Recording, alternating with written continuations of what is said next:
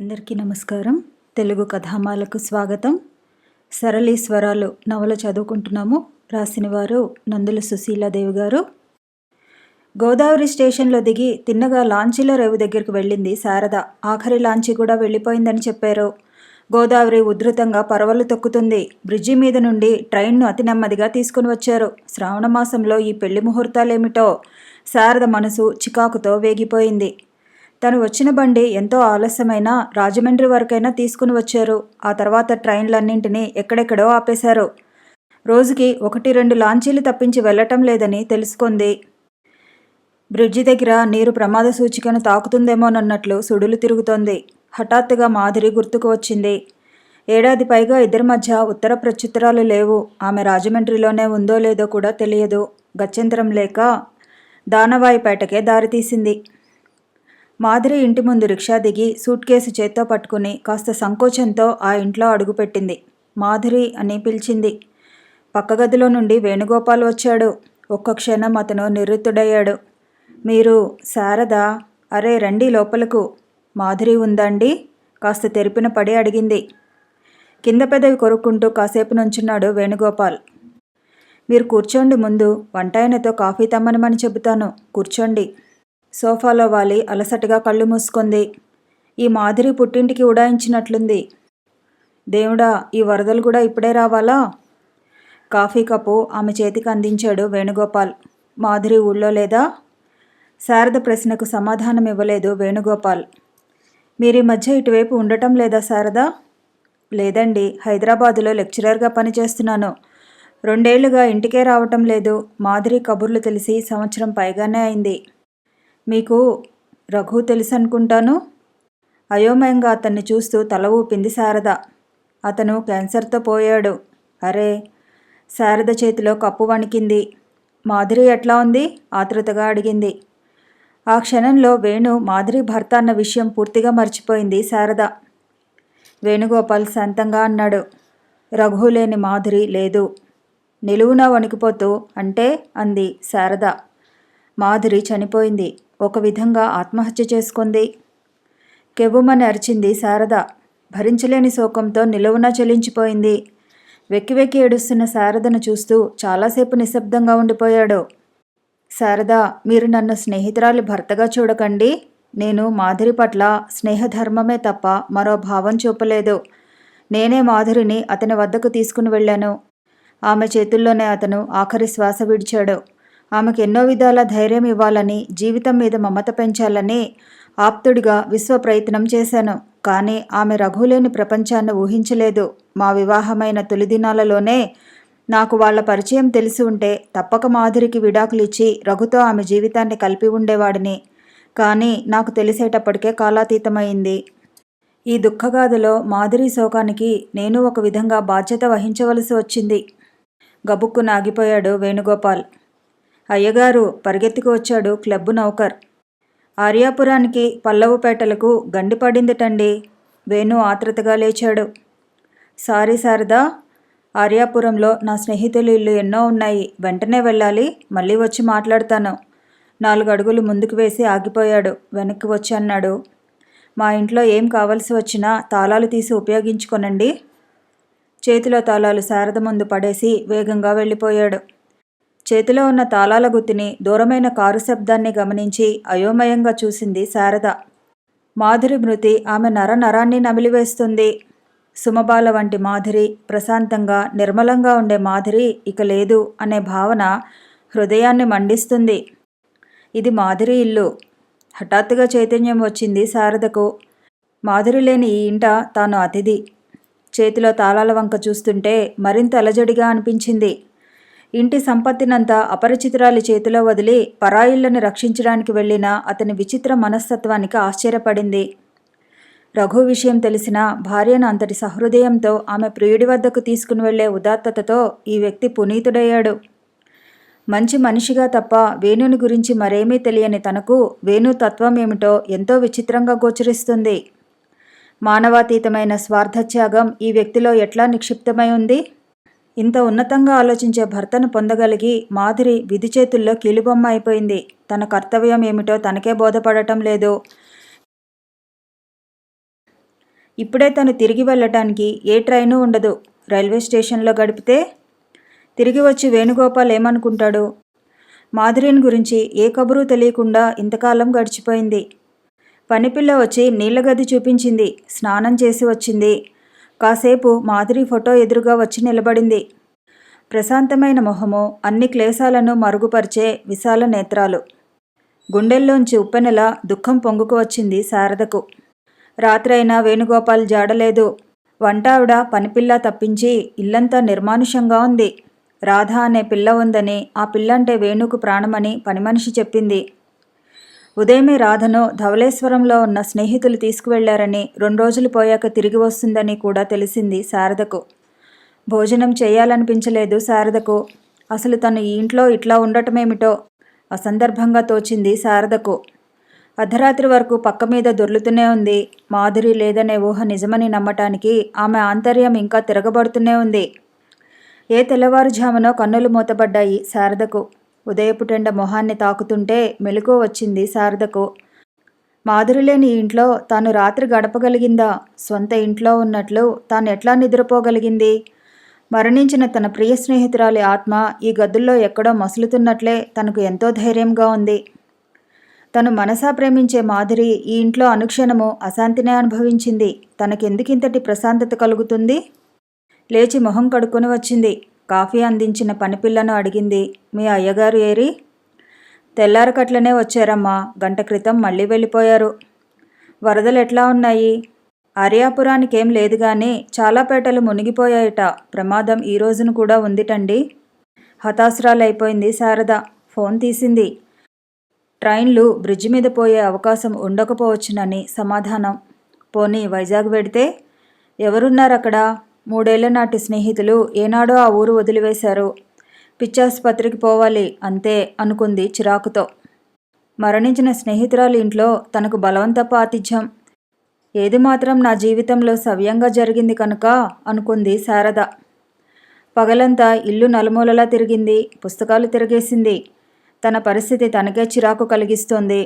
మధ్య మధ్య మాధురి స్మృతి తన మనసుని నిలువునా కోతకోస్తోంది. సాయంత్రం అలసిన మొహంతో వచ్చి కూర్చున్న వేణుగోపాలతో అంది శారద. మీ ఇంట్లో బందీనయ్యానండోయ్. నాకు అన్ని మార్గాలు శుభ్రంగా మూసేసున్నాయి. ఇదేం జైలు కాదండి. మిమ్మల్ని ఎవరూ బలవంతంగా కట్టిపడేయలేదు. రేపు ఉదయానికి కొన్ని మార్గాలు తెరవబడతాయిలేండి. బెంగ పెట్టుకోక ఈరోజు కూడా ఇక్కడ గడపండి. స్నానం చేసి వచ్చిన వేణుగోపాల్ ఎక్కువగా ఫోను దగ్గరే గడిపాడు. అతని మొహాన్ని శ్రద్ధగా గమనించింది శారద. భార్య మరణం యొక్క క్లేశం ఇతనిలో ఏమాత్రం ఉంది? కానీ విఫలమైన వారిద్దరి వైవాహిక జీవితం తనకు తెలుసు. మాధురిని స్నేహితురాలిగా స్వీకరించి ఆమె పట్ల సానుభూతి చూపాడు ఈ వ్యక్తి. అది ఎంతవరకు సమంజసం? తనను ప్రేమించకపోవచ్చును, కానీ తాళికట్టిన భార్య పట్ల ఏ విధమైన ద్వేషం చూపకపోవటం సాధ్యమా? లేక మనసుకి తగిలిన గాయాల నుండి తనని తాను మరపించుకునేటందుకు ఈ సాంఘిక సేవ వంటి కార్యక్రమాలు ఏర్పరచుకున్నాడా? ఎవరో స్నేహితుల పిల్లని తీసుకుని వచ్చి పెంచుతున్నాడు. మాధురిని ప్రేమించి ఆమె ప్రేమను పొందలేక జీవితాన్ని ఇట్లా పరోపకారం కొరకు వినియోగిస్తున్నాడా? ఏమిటండి అంత ఆలోచన? వేణుగోపాల్ అడిగాడు. మీ గురించే సూటిగా అంది శారద. నవ్వాడు వేణుగోపాల్. నేను పుట్టాక ఈ 28 ఏళ్లలోనూ నా గురించి ఆలోచించిన వాళ్ళు మీరొక్కరే కనిపించారు. దెబ్బతిన్నట్లు చూసింది శారద. ఆమె చూపును గమనిస్తూ అన్నాడు మళ్ళీ. నా పట్ల మీకు సానుభూతి కలుగుతుంది కాబోలు. దయచేసి ఆ భావాన్ని ఉపసంహరించుకొనండి. కోరుకున్నవి లభ్యం కాకపోవచ్చును, కానీ అందరి కరుణ కోసం ప్రాధేయపడే వ్యక్తిని మాత్రం కాను. శారద మనసు ప్రఫుల్లమైపోయింది. లేదండి, నాకు కూడా మరొకరి సానుభూతి అంటే చాలా అసహ్యం. చాలాసేపు నిశ్శబ్దంగా కూర్చుండిపోయారు ఇద్దరు. సన్నని వెన్నెల మెల్లమెల్లగా పాకి వస్తూ కొబ్బరి మట్టల్లోంచి అందంగా వరండాలో వ్యాపిస్తోంది. వేణు అన్నాడు వ్యధాభరిత కంఠంతో. ఎందుకో శారద, చాలా దినాల నుండి నేనేమీ ఆలోచించడం లేదు. మీ స్నేహితురాలి మృతి నన్నొక విధంగా మార్చివేసింది. అంతవరకు ఎంతో ఆశావాదిగా ఉండేవాడిని. మాధురి మరణం నా విశ్వాసాలను సడలించింది. వీలైనన్ని వ్యాపకాలు కల్పించుకున్నాను. రాధను పెంచాలి. ఊళ్ళో ఎవరికే కష్టం వచ్చినా పరుగులు పెడుతున్నాను. కీర్తి కోసం సాంఘిక సేవ చేయటం లేదు. నన్ను నేను మర్చిపోవాలి. అందుకే ఇంత ఆరాటం. మెల్లిగా అడిగింది శారద. మాధురి నుండి మీరేమీ ప్రేమను పొందలేదు. ఆమె మృతి మిమ్మల్ని ఇంతగా కదిలించింది అంటే మీరెంతో ఆమెను ప్రేమించి ఉంటారు. అక్కడే మీరు పొరబడుతున్నారు శారదా. మాధురి మరణం మిమ్మల్ని దుఃఖపెడుతుంది, కానీ ఆ వేదన మిమ్మల్ని పూర్తిగా నాశనం చేయదు.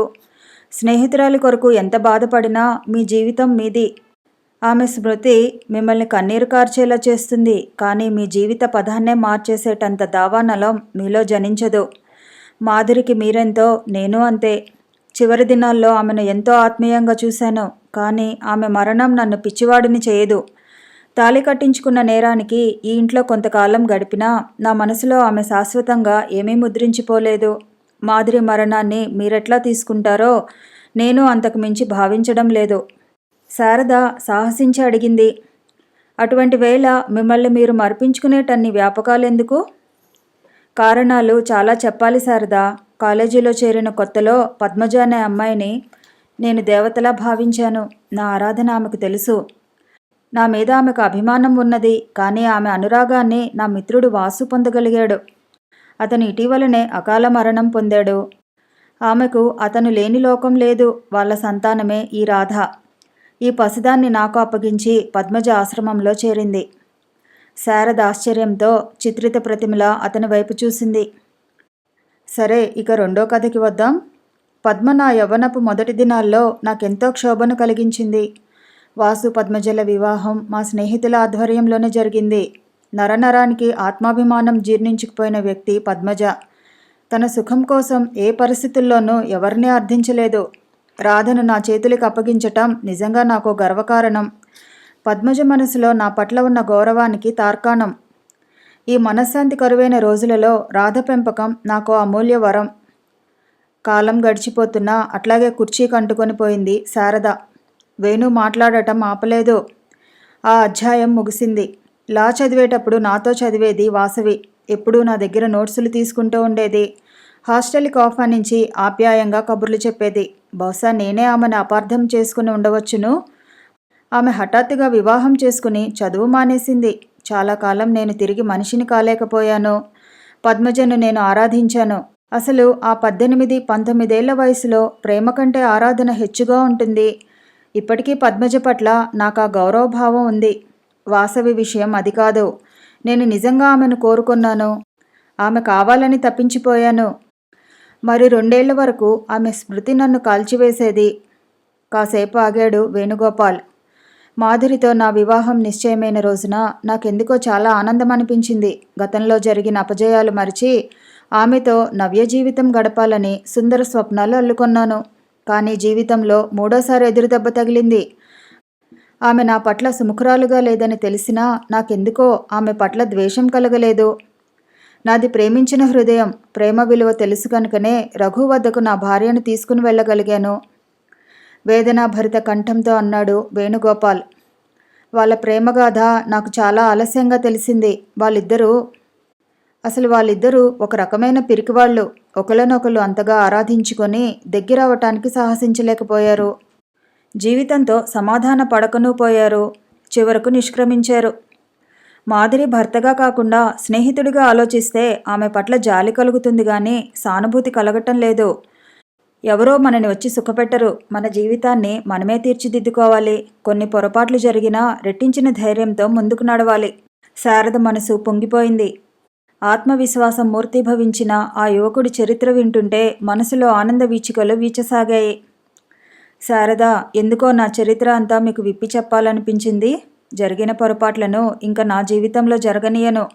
ఎప్పుడూ నన్నుగా చూసే వ్యక్తిని, నా అంతర్యాన్ని అర్థం చేసుకునే సంస్కారవంతురాలిని నా భాగస్వామినిగా ఊహించుకున్నాను. నేను భగ్న ప్రేమికుడిని కాను. నా ఊహలలోని యువతిని అన్వేషించడంలో కొన్ని పొరపాట్లు జరిగాయి. కానీ నా ప్రియదర్శిని కోసం నా అన్వేషణ నిరంతరం సాగిపోతూనే ఉంటుంది. నిండు వ్యక్తిత్వంతో నన్ను అర్థం చేసుకునే యువతి నా జీవితంలోకి ప్రవేశిస్తుంది. నాలో ఆ ఆశ నశించలేదు. నా ఈ యవ్వనమంతా నా నిరీక్షణలో గడిచిపోవచ్చును. కానీ నా కలల్లో వ్యక్తి సాక్షాత్కారం కోసం మృత్యువు ఆఖరి ఘడియల్లో కూడా ఆరాటంతో ఎదురుచూస్తాను. ఆవేశంతో కంపించిపోతూ అన్నాడు వేణుగోపాల్. ఇప్పుడు చెప్పండి శారదా, నా కోరిక ఏమైనా అనుచితమైనదా? నేను ప్రేమించాలని ఆశించిన వారు నాకు లభ్యమే కాలేదు. అయినా ఈ క్షణంలో కూడా నా సిరి సంపదలను, బాహ్య ఆడంబరాలను చూసి కాకుండా వ్యక్తిగా వేణుగోపాల్ని చూసి అభిమానించే జీవిత సహచరి కోసం ఎదురుతెన్నులు చూస్తూనే ఉంటాను. నేను బుద్ధి ఎరిగి ఎవరికీ అపకారం చేయలేదు. నా వల్ల బాధపడిన వ్యక్తిగా మాధురిని తలుచుకుంటాను. కానీ ఆమె బాధకు కారకుడిని నేను కాను.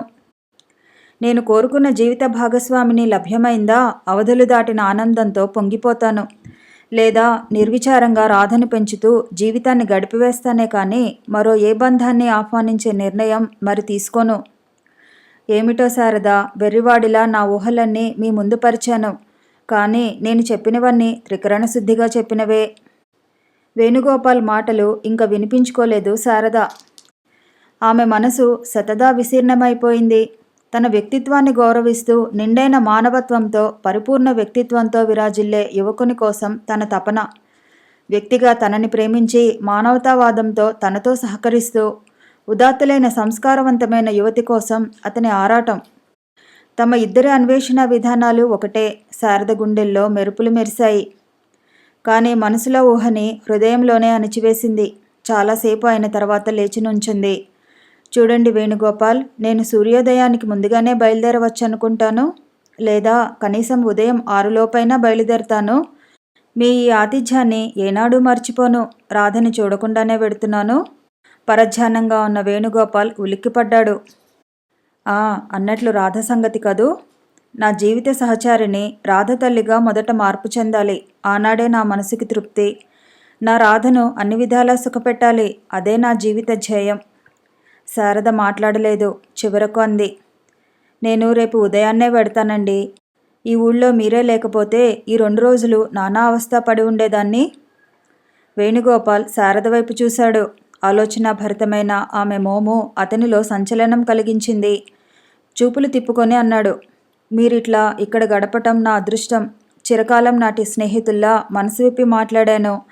చాలా రోజుల తర్వాత నాకు ఎంతో ప్రశాంతంగా ఉంది. వీలుంటే ఎప్పుడైనా ఇట్లా వస్తుండండి. ఇంకా మనం ఈ సంభాషణ ముగిద్దాం. Good night. వేణుగోపాల్ లేచి వెళ్ళిపోయాడు. కథ కొనసాగుతుంది. మళ్ళీ కలుసుకుందాము. ఈ వీడియో నచ్చితే లైక్ చేయండి, షేర్ చేయండి, కామెంట్ చేయండి, ఛానల్ని సబ్స్క్రైబ్ చేయండి.